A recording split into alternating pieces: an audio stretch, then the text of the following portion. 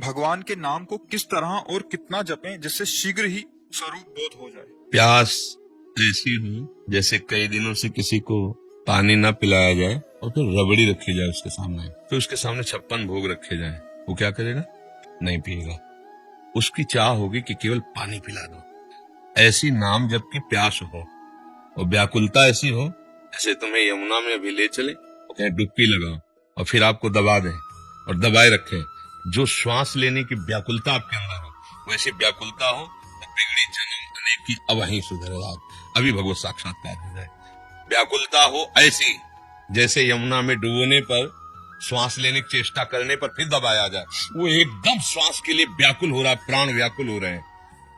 प्यास ऐसी हो कि जैसे पानी की चाह वाले को रबड़ी रसगुल्ला रखा जाए। ब्रह्मादिक के भोग शब्द विषम लागत ताहि, नारायण ब्रज चंद की लगन लगी है जाए।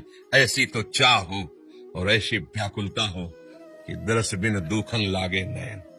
जब से तुम बिछड़े पे प्यारे कबहू न पायो चैन। अभी चैन से सो रहे हैं, चैन से खा रहे हैं और हम भगवत प्राप्ति की बात कर रहे हैं। भगवत प्राप्ति कब? नारायण हरिभजन में ये पांचों न सुहात, विषय भोग निद्रा हंसी जगत प्रीति बहुबात।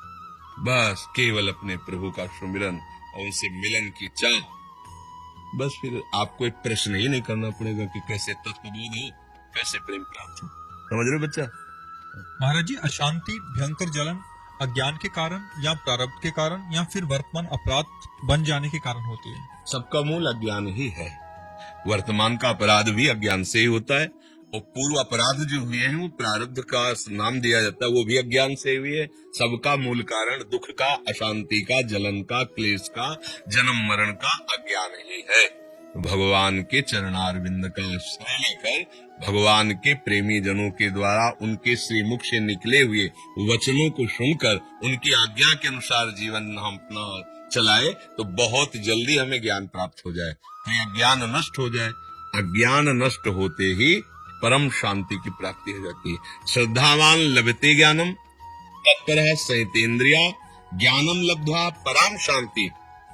परम शांति कहाँ मिली?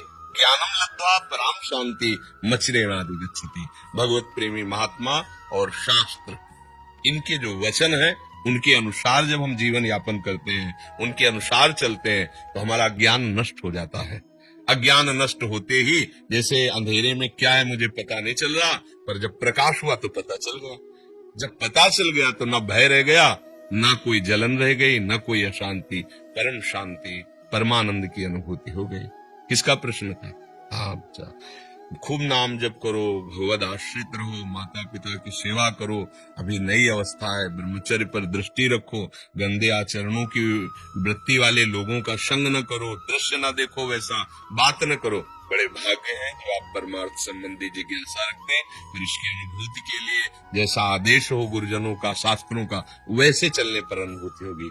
प्रश्न करना उतना लाभदायक नहीं होगा जितना आचरण में उतारना लाभदायक होगा। जैसे मानो आप प्रश्न तो पढ़ के भी कर सकते हो ना, किसी भी उद्देश्य से कर सकते हो।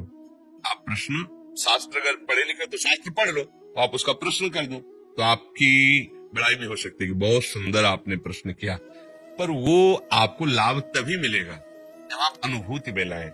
प्रश्न करना और उत्तर दे देना ये दोनों बाहरी विषय है, अनुभव करना ये शांति का विषय है।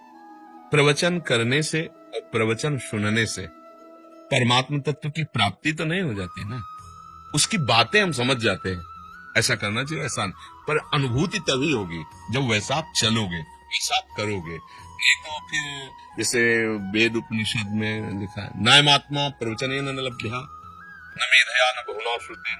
बहुत प्रवचन करने वाले को भी ये नहीं होता जो परमानंद की, बहुत सुनने वाले को भी नहीं होता, बहुत बुद्धिमान को भी नहीं होता। होता किसको है?